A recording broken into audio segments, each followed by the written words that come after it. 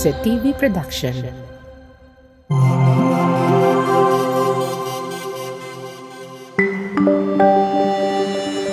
Your only island TV channel.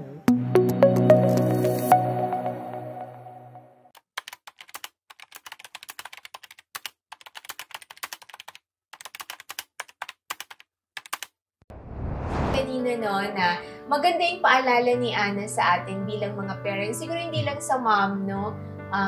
Sa lahat ho, mother, father, even siguro other members of the family. Na minsan kahit hindi nila sinasabi, actually sa atin sila humuhugot ng lakas.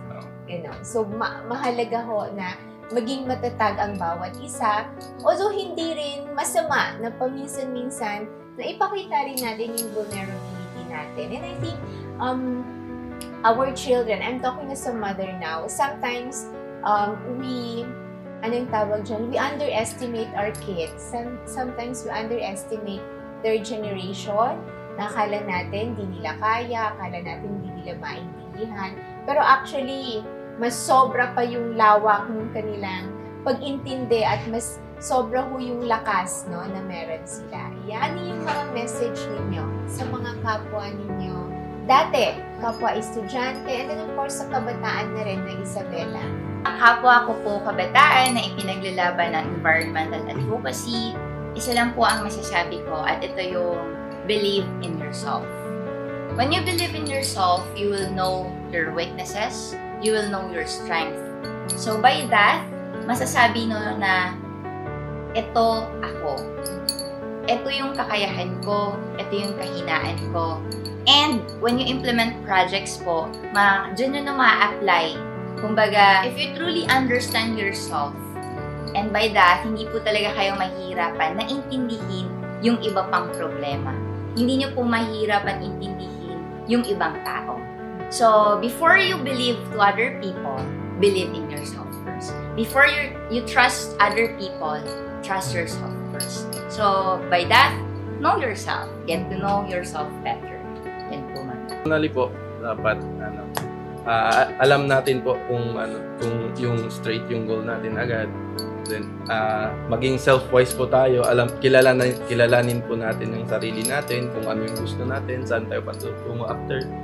Then the future, maging people-wise din po tayo.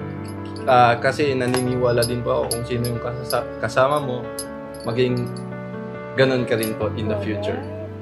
Then the next po is ginagawa ko po to sa sarili ko. Hindi po ako academic wise, hindi po ako academic smart, kundi ano po ako, streetwise po ako. Nagiging practical ako pag into sa sarili ko na talaga. Ang galing, ang galing. Parang hindi ko alam kung use ba itong mga kausap ko.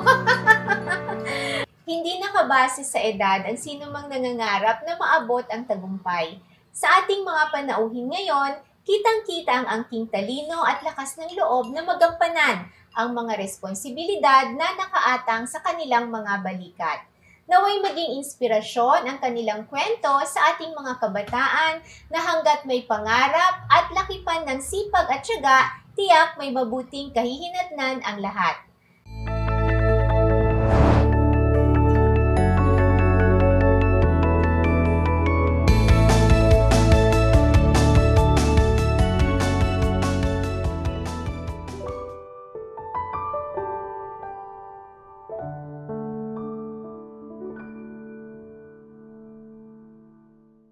Buenos dias, Isabela City. Assalamualaikum warahmatullahi ta'ala wabarakatuhu.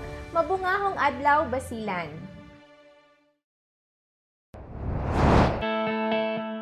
If we'd all stuck with our first dream, the world would be overrun with cowboys and princesses. So whatever your dream is right now, if you don't achieve it, if you haven't failed and you're not some loser, Kent Joseph P. Haddock, Bachelor of Arts in Political Science, Basilan State College, Batch 2023, Nagna 9 years sa college. In my 9 years in college, I was judged with some na tamad ako. Yeah, tama nga naman sila. Pero, yung tamad na tawag nila is a network marketer delivery boy, pizza boy, work with a lot of offices in the private and government sector, managed to become a public servant, CEO and owner of Bloomies Basilan, and hindi pa po ako nagtatapos. Nagsisimula pa lang po ako. To all who have experienced to be named names na delay sa college, know that when the time is right, the Almighty will bless you what you deserve.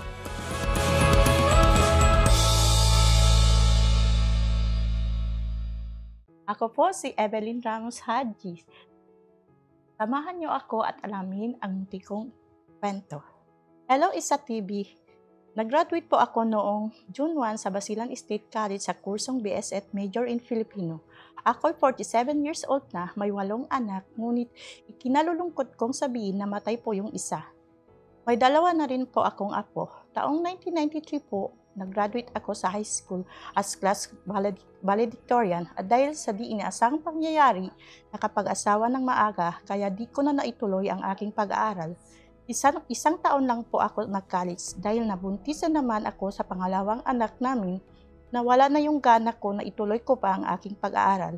Ngunit hindi batid ng lahat na ito ang maituturing kong kabiguan sa tanang buhay ko.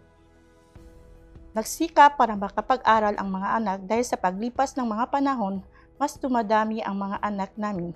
Ibinuhos ko na lang ang oras ko sa aking mga anak. Samut-saring trabaho ang ginawa ko. Nagtinda ng isda, gulay, ukay, uling at iba pa.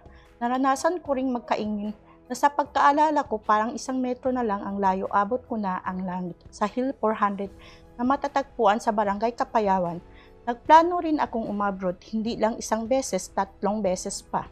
Naalala ko nung unang alis ko sa amin habang nasa accommodation ako sa Manila, tumawag ang asawa ko na kailangan ko na lang daw bumalik kasi nagkasakit ang anak namin. Lingit sa kaalaman ko, grabe na pala. Umuwi ako kahit flight ko na kinabukasan.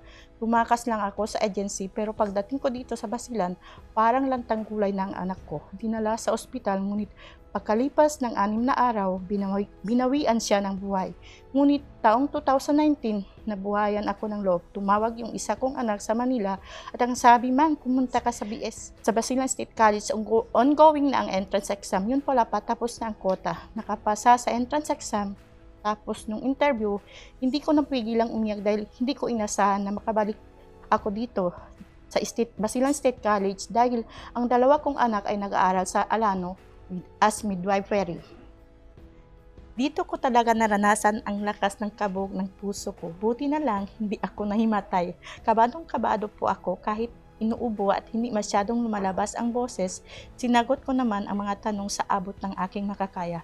Matagal bago namin nalaman ang resulta, mga 2 to 3 weeks, hanggang inanusyo na nga doon sa gym kung saan kami nag-practice para sa graduation. At salamat dahil isa po ako sa napili at nakatanggap ng parangal bilang cum laude. Salamat sa mga taong naging parte o bahagi ng aking tagumpay. Nag-aral po ako, hindi dahil gusto ko lang. Nag-aral ako dahil may gusto akong patunayan. Evelyn Ramos Hadji, BSF Filipino, Basilan State College, cum laude. Batch 2023.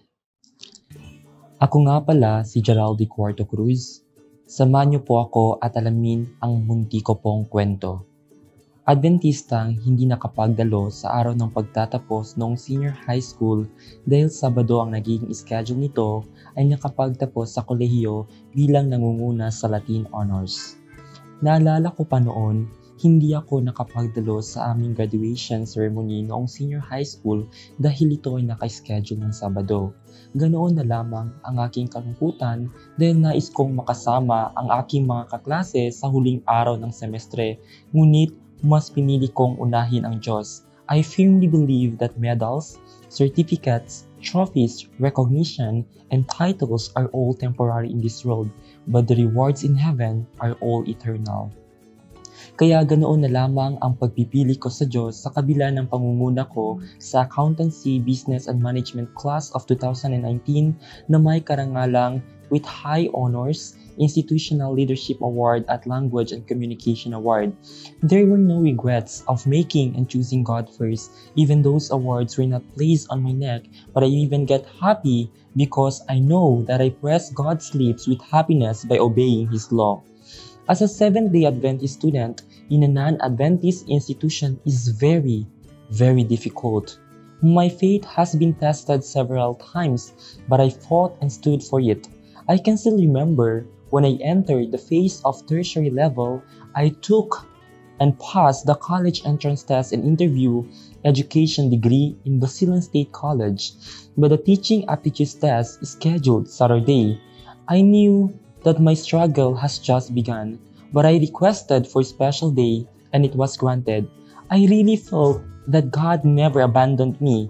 To my surprise, I did not just pass the teaching aptitude test, but I even topped it. When I was once one of the freshmen, I even had Saturday class and I requested for consideration, and God never fails to amaze me. It was granted. There were more and more struggles as I reached the sophomore, junior, and senior level, but God never left me alone in my battles. From the different competitions I joined, palagi talaga akong humihingi ng excuse sa araw ng Sabado because that is the day that God rested, the day that He blessed and sanctified it. Marami ang nagsasabi, bakit? Hindi po ba pwedeng mag-absent sa simbahan? Maintindihan ka naman ng Diyos. Isang araw lang naman. Those were just some of the lines that I often received, and I responded that it is written in Matthew 6 verse 33, "But seek ye first the kingdom of God and His righteousness, and all these things shall be added unto you." In Exodus 20 verse 8, "Remember the Sabbath day to keep it holy." Sa kabila ng pagpapauna ko sa Diyos, sa Mindanao Association of State Tertiary Schools Incorporation Socio-Cultural Literary Competition, Dagli ang Talumpati, ay nanalo po ako ng second runner-up 2019, first runner-up 2021, at fourth runner-up naman 2022. Talagang mahirap po ang pinagdaanan ko dahil tulad ng karamihan, ako po ay nagmula sa simpleng pamayanan na patuloy na lumalaban. Kahit ganoon pa man, hindi po ako pinabayaan ng Diyos. Sa kabilang dako naman, bilang isang graduating student, the moment I read the announcement that I am included in the list of Latin honorees, I really felt very, very happy, but felt sad on the other hand because the schedule of oral and written examinations was Saturday. In our institution, you will not be graduating as one of the Latin honors unless you will take and pass the oral and written exam. I kneeled and prayed to God for a miracle, since it seemed that there was no hope at all. Hence, there was a miracle. Thereby, there was indeed a miracle. I was given a special schedule and took the exam. By that, I can really testify the goodness of God. Who would have thought that the last person who took the oral and written examination will landed as the top of the batch? I put God first, and He also ranks me first. I pray, wish, and hope that God would say on the very final day, "Well done, my good and faithful servant," and inherit my rewards which are eternal. I am proud to say that I am a Seventh-day Adventist. Gerald D. Cuarto Cruz, Basilan State College, Bachelor of Secondary Education, major in Mathematics, Civil Service Professional Level Passer, cum laude, top of the batch 2023, Institutional Service Award, Bachelor of Secondary Education Leadership Award, Mindanao Association of State Tertiary Schools Incorporation, Socio-Cultural Literary Dagli ang Talumpati consistent winner. Ika nga, be a modern Daniel. Yan po ang kwento ng isang Seventh-day Adventist student. Sisimulan natin ito ng isang tanong. Paano nga ba masusukat ang tagumpay? Bago marating ang tagumpay, ano ang mga dinanas na pagsubok makamit lamang ito? Ang ating hatid na mga kwento ngayon ay nagsasalamin ng tatlong karanasan sa totoong buhay ng isang Isabelenyo. Tara at tunghayan natin Ang unang dalawang kwento na tiyak na magdadala ng inspirasyon sa ating lahat. Dito lamang po yan sa Vida Sabela.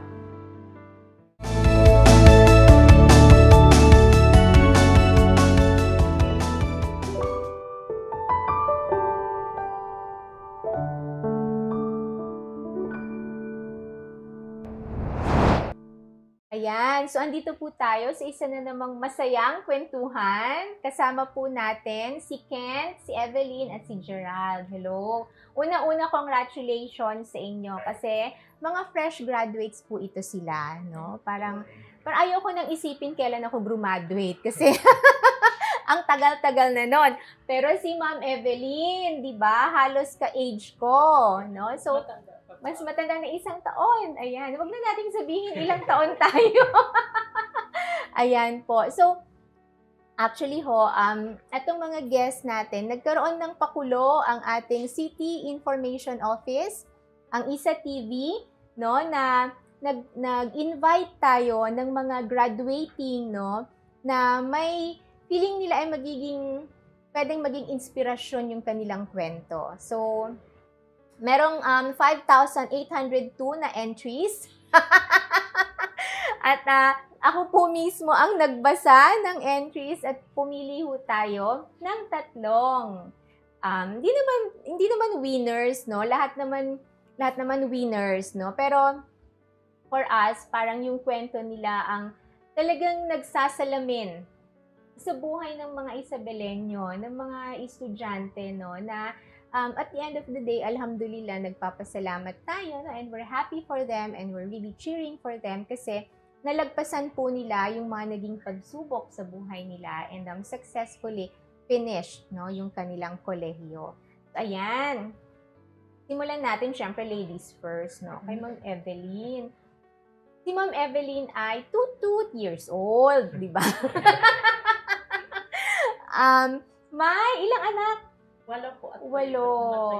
Oo, so 7 ngayon ang buhay. Ma'am Evelyn, nung binasa ko yung kwento mo, talagang isa siya sa mga napili. Kasi, talagang kwento siya ng pagsusumikap, pagpupursige. Kwento siya ng isang nanay. Ang hirap kayang maging nanay. Ang hirap tapos 8 na anak, di ba? Pero talagang hindi ninyo naman umiiyak na siya. Huwag niyo akong sisimulan. Iyakin ako eh. Oo. Hindi ho ninyo binitawan yung kagustuhan ninyong makapagtapos. Binasa ko yung kwento mo. Naging nanay ka at the age of 16 years old. Ayan. So, ano ka nun? High school kayo nun? Saan po kayo nag-aaral nun? Sa Matarling po. Matarling! Okay. O, tapos? Parang classmate po. Oo. Ayan, mag-tissue muna tayo. Dito mailagay yan, Gerald, kaya baka pati ako madami. O, ganun-ganun na lang. Diyos ko. So, yun. Oo. So, nag-asawa na kayo. Tapos sabi nga ninyo, ang hirap kasi sunod-sunod yung mga bata. Pero nung nag-asawa kayo at nagkaanak, talagang sinabi niyo sa sarili ninyo na ipagpapatuloy niyo. Parang yun ang naging kabiguan ko. Parang naiinggit ako sa mga classmate ko nagpagtapos. Samantala ako yung class valedictorian, hindi ko ako nakapagtapos. Yun ang masakit.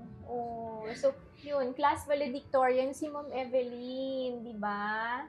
Pero so yun ho, ilan ho yung agwat ilang taon yung agwat ng mga anak niyo? May pa nga ma'am, parang 1 year and 11 months. Ngayon, Pero ngayon, dalawa na po yung kapagtapos.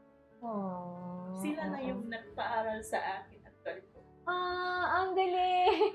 Sila yung nagpo sa akin. So, after nun, ano muna yung naging buhay nyo? Siyempre, pareho kayo nung husband nyo, di ba? 16 pa rin yung husband nyo, 16, Parang 17.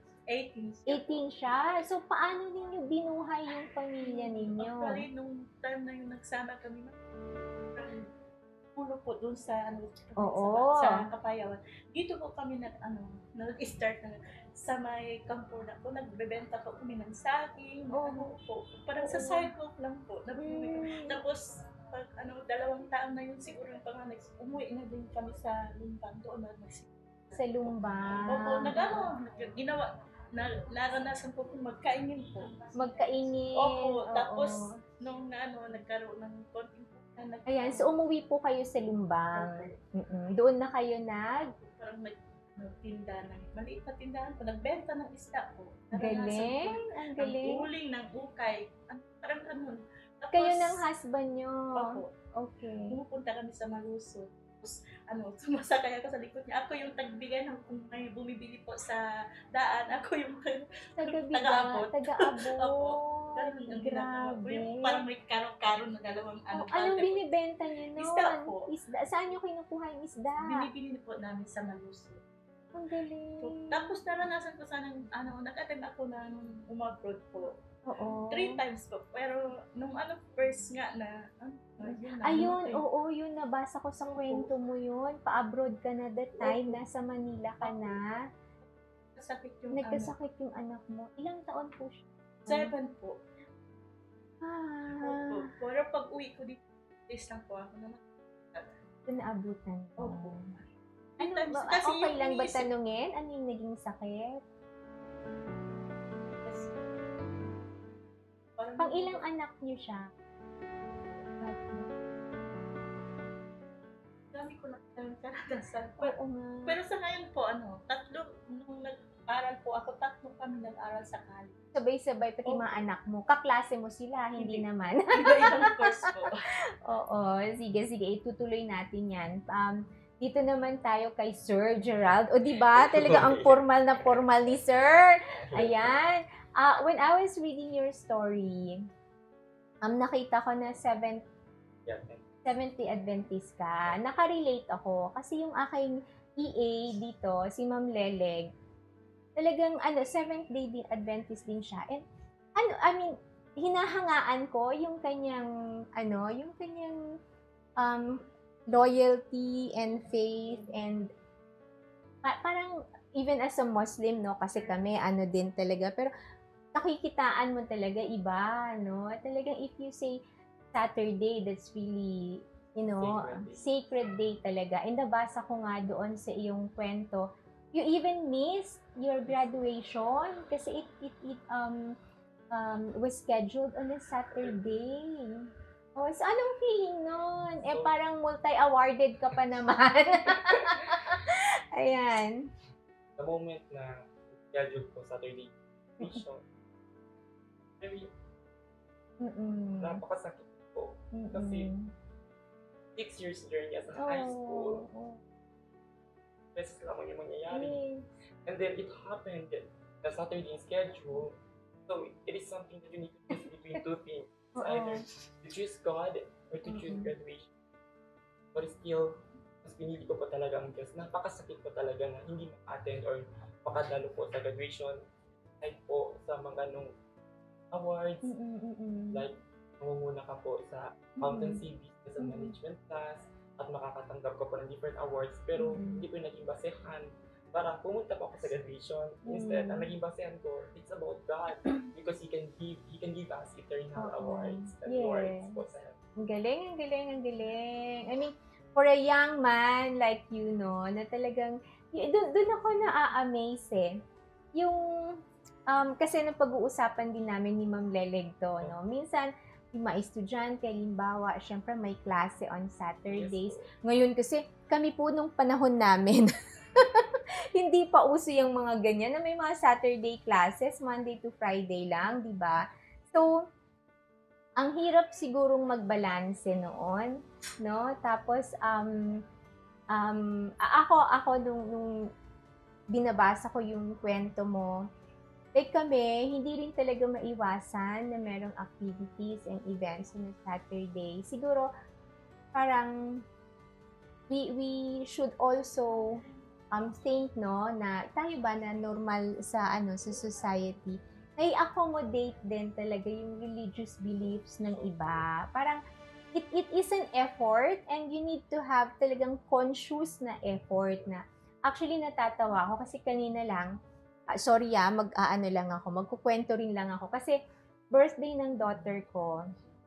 And I want to hold her birthday event on a Saturday kasi nga yung ibang mga friends niya dito may klase pa. Tapos gusto ko yung birthday niya, camping, parang survival churva. And nakwento sa akin ni Leleg that you do that sa youth ninyo, meron kayong ganun. So sabi ko, paano maggawa daw ng camp bread, ganyan. So, magluto daw ng itlog sa papel, ganyan. So, sabi ko, Leg, kayo nang gusto ko yung team mo. So, dinidiscuss na namin. Tapos sabi niya, ay ma'am, anong day pala yan? So, Saturday. Diba? So, I think you really also need to educate us. I appreciate the fact that you do not compromise because that's the only way for us to learn. Diba? Pag merong naggaganon na nagpapaalala, ay Saturday hindi po talaga kami pwede. So, dapat nag-a-adjust din tayo, no? So, yun. So, babalikan kita mamaya. Si Ken, eto sabi ko nung nabasa ko yung kwento niya, jologs lang no? Parang ang cool lang, ang chill lang. Pero, what really got me in your story was, there were some who did not believe in you anymore. Diba? Parang, ay, wala nang pag-asa yan. Hindi nag-graduate yan. Bakit ganon? Normal lang naman. So, well, I started my, college days. 25th was 30. So, bachelor's education. So, third year na po ako noon. Then, I bumped into network marketing. Yung benta dito. Yeah. Yan ba yung mga open-minded ka ba? Open-minded ka ba? Yan yung mga power. Power. Ganyan.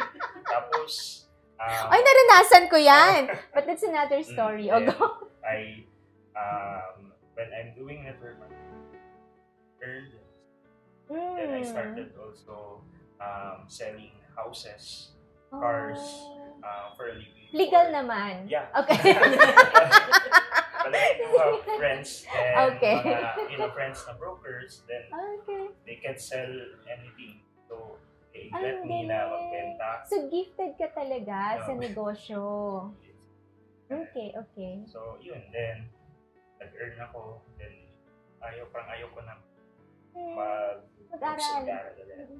And, kasi mag-aaral ka para kumita ka, di ba? Makapagtrabaho ka. Pero kumikita ka na. Okay, sige, go. Kaya yun, na ako nag-aaral. Then here comes my asking want a son or may isasabit sa, sa pader na may group. Ilan ba kayong magkakapatid? Actually, tatlo po kami. Lahat po kami lalaki. And ako yung kuya. So, yun, nadagdag yun yung pressure na ako ngayon. And all. Ako as idol. Ito naman ka-idol. Oo nga. Pero yun nga. Like, then, yun, pinagbigyan mo sila. So, lahat ng mga kinig. Kasi natutong ako sa dati. Clubbing before. And then when I get home, when I get back home, so I started scratch talaga. So, then, work ako as delivery boy. Tapos nag-pizza boy dito. Dito na to sa Isabela? Yeah, Isabela na po. Habang nag-aaral ka? Habang nag-aaral ako. So, paano yun? Nag-ano ka ba? Regular student ka ba? Like, you took all the units for that SEM? Or, okay, sige. I took all the units. Then, I'm very glad na yung mga teachers are very considerate. Na I told them na I'm yun, they're very considerate. So, yun na, when I out ko dati, ayan, pag malate pa ako kasi galing ako ng school, na lang yung araw ko, the day. Naku, sinong boss mo? Hindi, wag mo nang banggitin. Pero in that way, I was taught na if I will be a boss, I will not be that kind of boss. Oo. Bigla naman akong napaisip, may mga empleyado po dito na nag-aaral din. Pero nice ako sa kanila, ha? Hindi pa nga tapos ang trabaho, iniiwan na ako. Di ba? Ano din sabi niya? Study first. Ayan. Oo. Galingan mo, ma'am. O, ayan si Ma'am Raina. Di ba? May dalawang awards ka. Parang, ginamitan mo ng power. Hindi, joke. So, yun ho. Pag-graduate siya, she would be, how old ka? Hindi ko na rin sasabihin. So, ayun. 49 na siya, di ba? Mas matanda pa sa atin, Ma'am Evelyn. So yun, anyway, sobrang interesting po ng ating pinag-uusapan ngayon. But of course, ang kailangan nating kumita, ay kunyari may sponsor. Magbabalik po ang Vida sa Bella.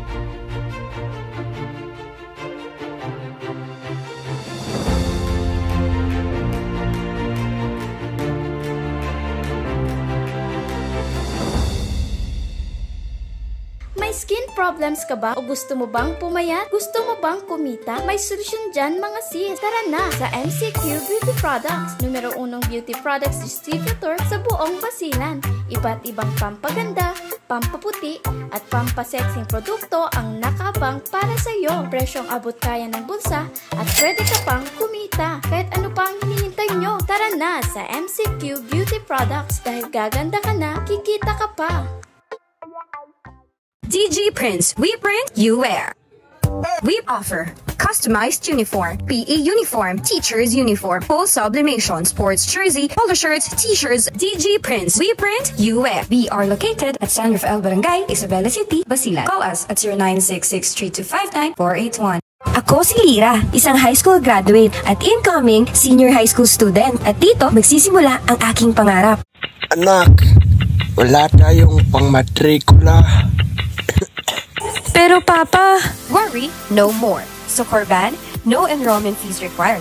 Free tuition, free school uniform, free school supplies, and free TESA training. Our spiritual growth, borderless teamwork, honesty and trustworthiness, optimism, nurturing and caring culture, innovation and competence will take you further. We offer senior high school academic tracks, accountancy, business and management, humanities and social sciences. We also offer TVL tracks, information communication technology, and home economics. Corban Institute of Technology Training and Assessment Center, Incorporated. Enroll now.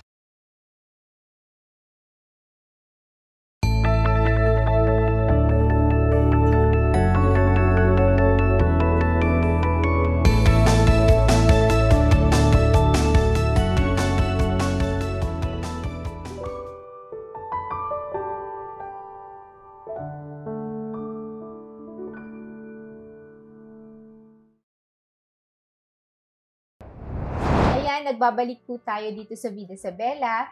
Naikwento nila sa atin yung kanilang mga naging buhay, no? Nakita natin kung ano yung mga pinagdadaanan nila. Yung isa bilang isang lingkod, sabihin ko sana lingkod bayan. Lingkod ng Diyos, yung isa bilang nanay na may pamilya at yung isa po ay negosyante na gustong kumita. Ayan. Sa tatlong mga iba't ibang buhay ninyo, ano you think ang pinakamahirap na karanasan? Paano pagsabayin or paano niyo nababalanse yung ganitong bilang estudyante at iba pang mga role ninyo sa si Ma'am Evelyn? Sa akin po yung ano, nasa time. Ay, nako, I can relate. Yung Oo. pagiging asawa, pagiging ina, at saka mag-aaral. Second thing yung minsan parang giveaway ko yung mga anak. Pero alam ko na pangarap ko yun. Pangarap mo. Ilalaban ko na. So pwede bang i-share mo sa amin, ano ang normal na araw ni Ma'am Evelyn? Gigising ka. Sandali, ilang taon ng mga anak mo? May ano pa po ako na yung bunso. 2 graduate na. Opo.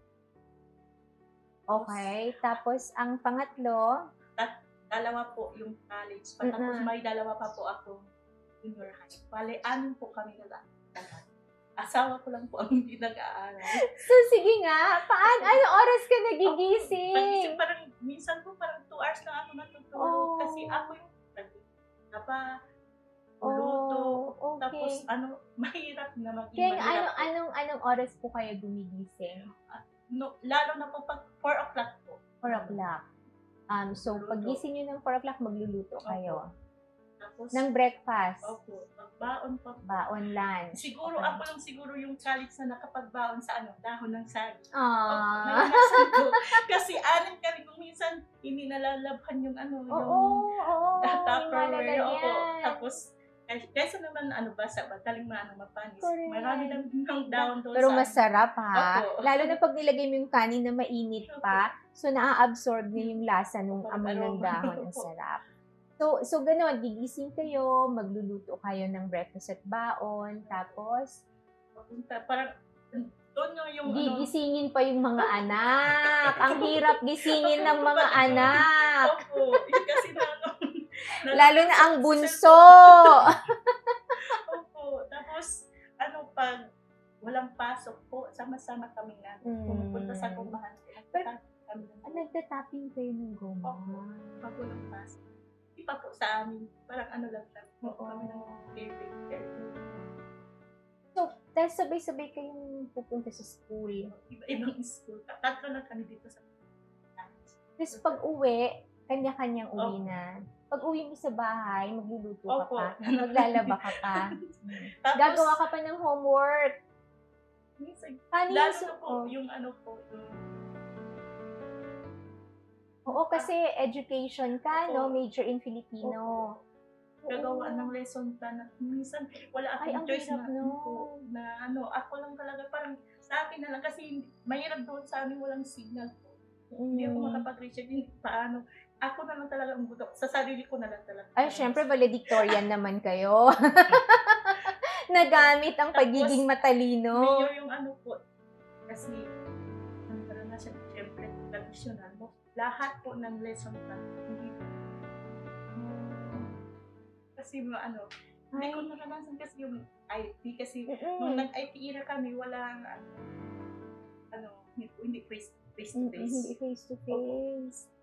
Yun ang kahinaan ko. Ang hirap. Kasi mahirap din kasi ako gawa sa cellphone kasi nahirapan ako malabo ng Grabe, talaga yung pinagdaanan, no? So, I think kung iba yon talagang gi-give up na no?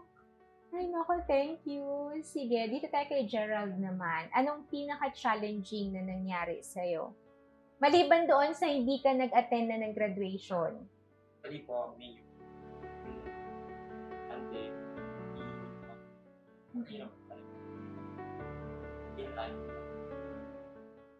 Paano kung may mga dance-dance? Alam ko hindi kayo nagda-dance-dance. Yes po, hindi po kami into that talaga. Oo. Pero we can consider the cultural and studies part of our. Okay. So, as a Seventh-day Adventist, yun yung culture natin identity. Like, for example, so, yun po, we are considering that one. Kasi, part of it. Pero, meron po mga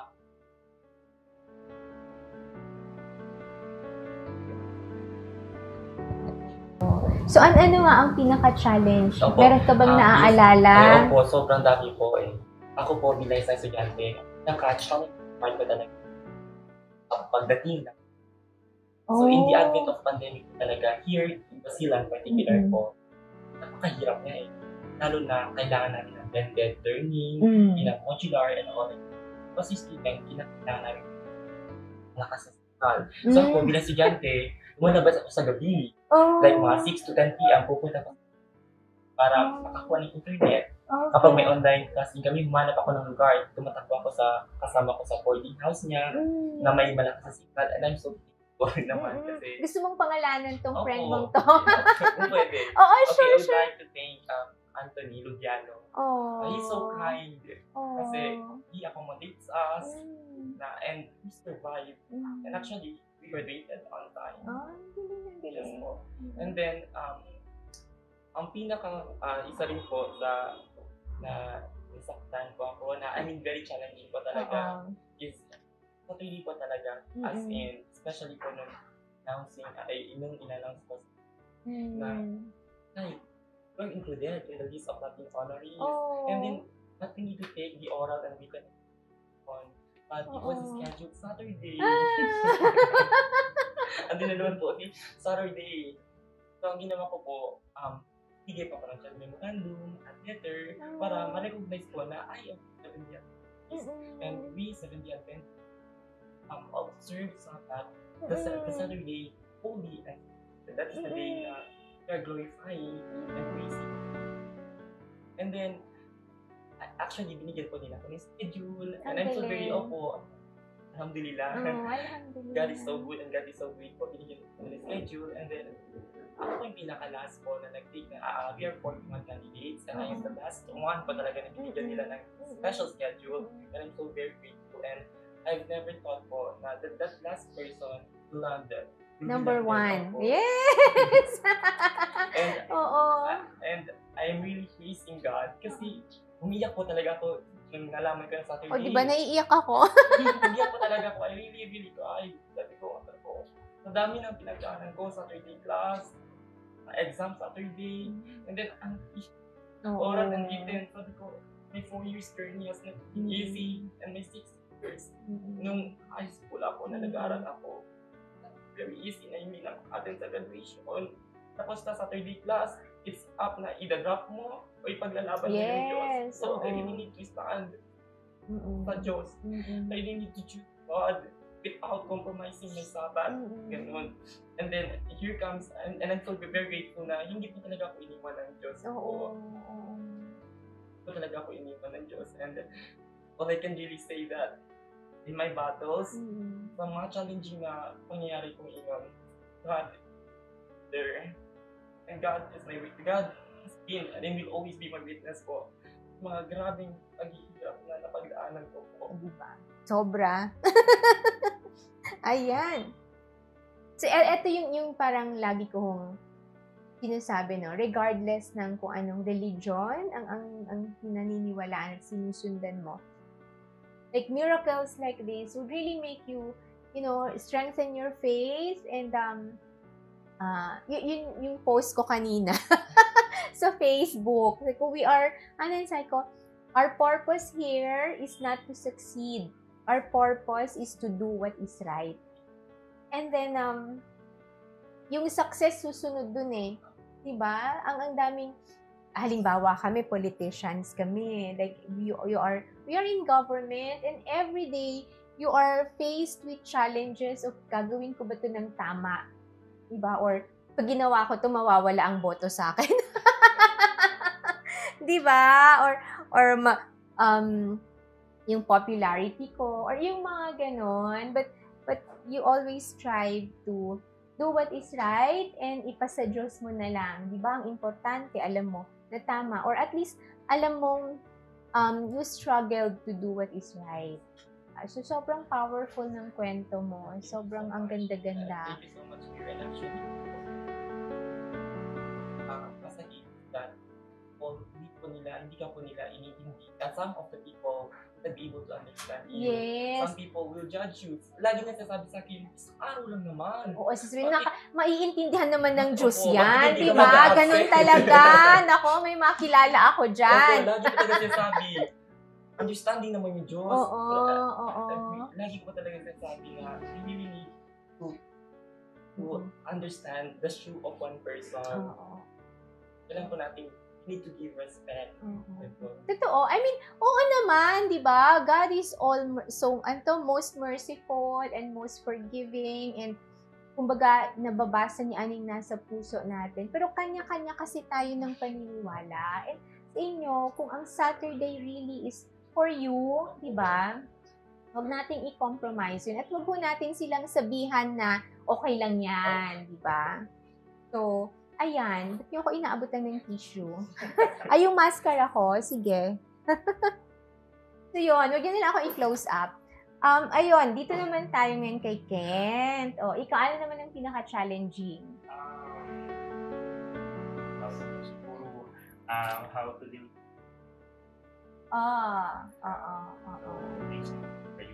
marites. Oo. Ano mga sinasabi nila about you? Actually, hindi na ano naman ang pakialam nila? Sabi ko, yun nga eh. Di ba? Ano ngayon? Bakit kayo ba nagpapaaral sa akin? So, yun. Is it okay ba na if I do for them ba or for me? Correct. Pero, yun yung lagi kong that time. Then, siguro, I find it, yung struggle na yun, I find it as a tool or as a, bata na anak ko ngayon. Dati naalala ko, I really thank all my my tapos after sa trabaho ko, sabihin ko nung nag-dealing ko sa boss, after ko i-deliver yung pizza na to boss, pwede i-deliver ko din yung bouquet ko boss, ganyan, kasi I do sell bouquets, balloons, ganyan. So dati, nagpipizza ako, may dala akong bag, yung bag ko, nandun may pizza, tapos may bouquet akong dahil ko ng pizza, ganyan. Po, bakit ganun na lang ang sipag mong magtrabaho? Like, financially, you needed that? Actually, I think my... Kasi mukha ka namang mayaman. Ay,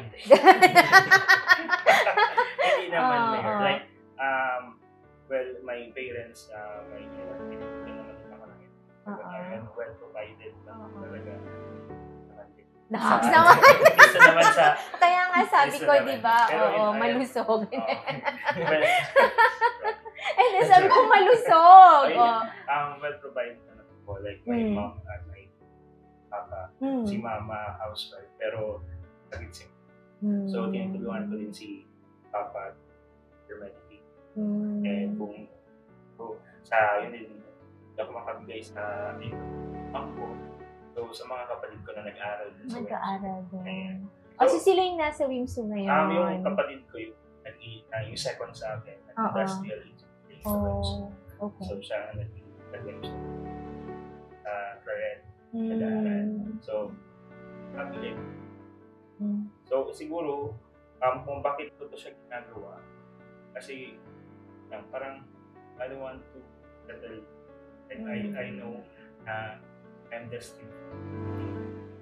So in this way, I develop my skills and my knowledge na someday, kahit malayo pa, alam kong malayo pa.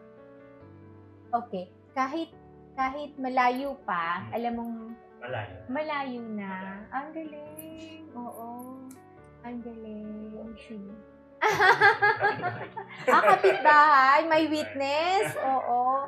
So, ang galing, no? Kung ano-anong pagkakakitaan, no? Pwede, basta marami. Oo. Ito yung mga sinasabing hindi nagsisettle. No? Yung siguro pinaghihinayangan mo yung panahon, yung oras na dapat may nangyayari. Pero contented ako ngayon. I am contented. Masaya ako kung meron ako ngayon. Pero Saka alam mo ba, like syempre mga edad ninyo, no? Meron iba dyan mahihiya. Ikaw hindi talaga. Oo. Right. Madami nga yung sabi, ang kapal talaga yung mukha ko. Totoo talaga. Ang kapal talaga yung mukha ko. Pero sa marangal, kahit basta kung ano yung nagpapalagay dyan sa anong trabaho man yan na naglalagay sa tayo sa mesa.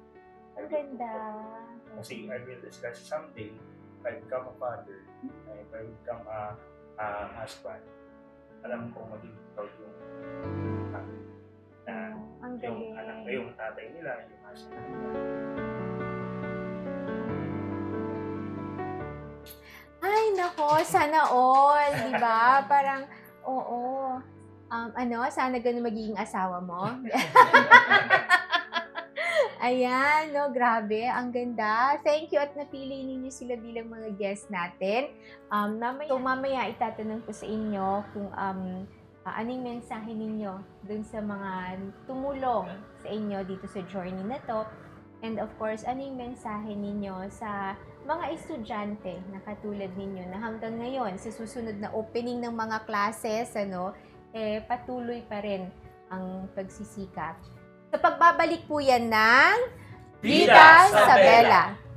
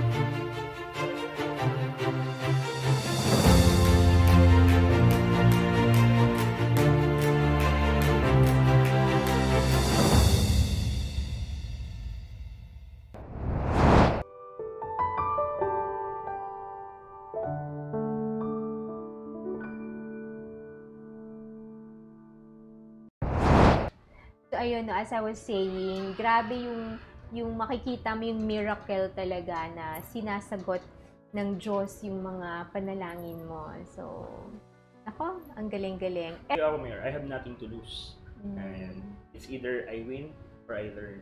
Talaga. So, sa mga estudyante po na nag-aaral, I want to say to them that they need God. They really need to faith in Allah, that everything can go easy if only trust His Son. Correct. Sa asawa ko po, na hatid sundo po sa motor, kahit minsan nabutan ng bulan sa daan. Di ba sweet yun? Thank you so much. Thank you so much for not just for being here, but for not giving up. Para yung iba sa atin na nanonood po nito, ma-inspire at maniwala na sila rin kaya nila.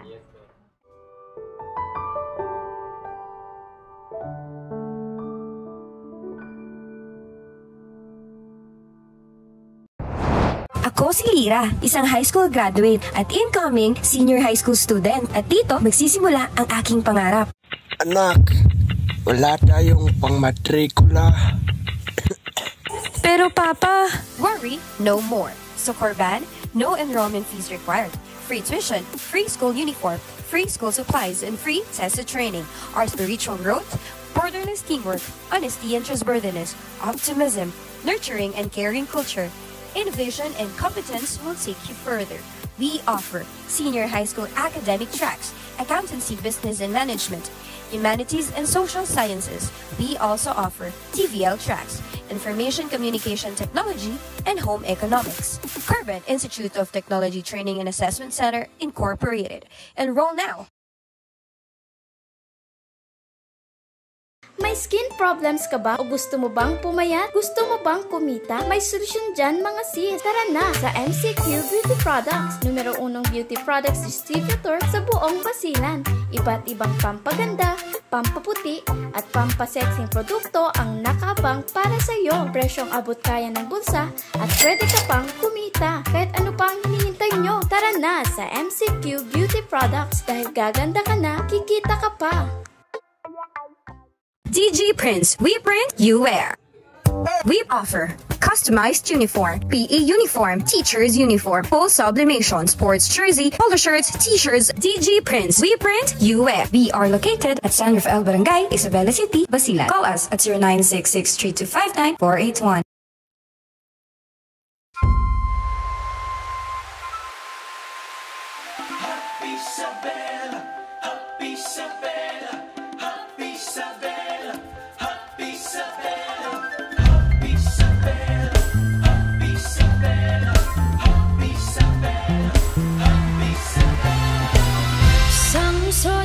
Na 45 komunidad, isang lungsod na unti-unti nang umuulad.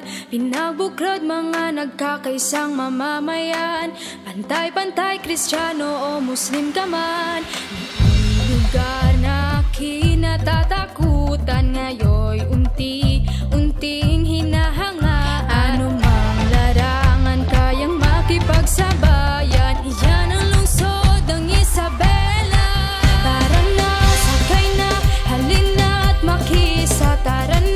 Maglayag, tihayag sa mundo na ikaw at ako, tayo ay Isabelenyo. Isabelenyo tayo.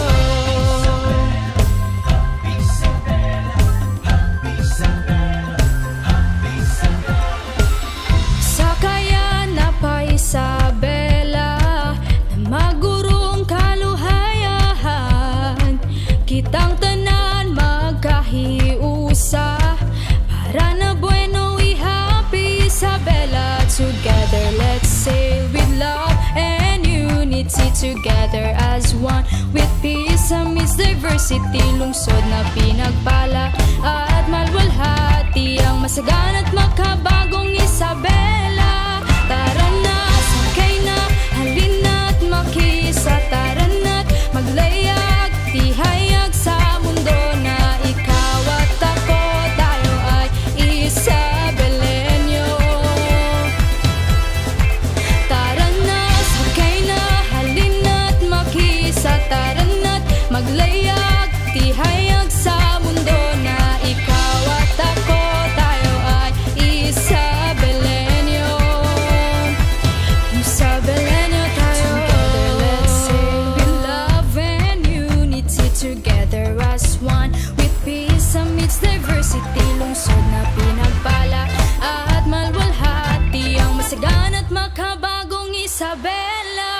Tara na, sakay na, halina't makisa, tara na't maglayag, tihayag sa mundo na ikaw at ako, tayo ay Isabelenyo. Tara na, sakay na, halina't makisa, tara na't maglayag, tihayag sa mundo na ikaw at ako, tayo ay Isabelenyo.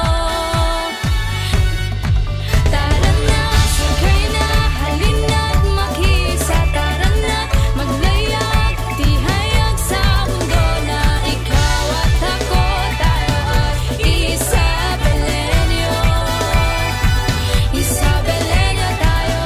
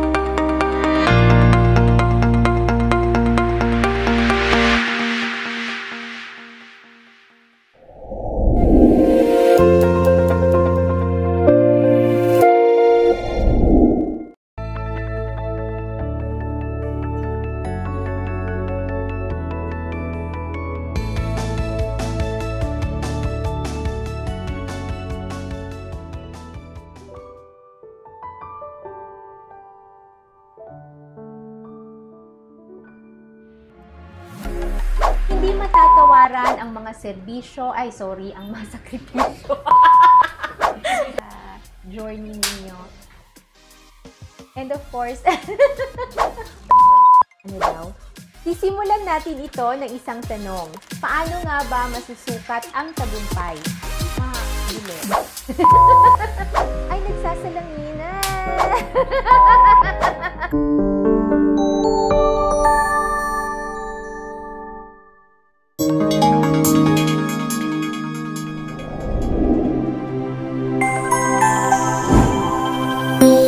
Isa TV Production.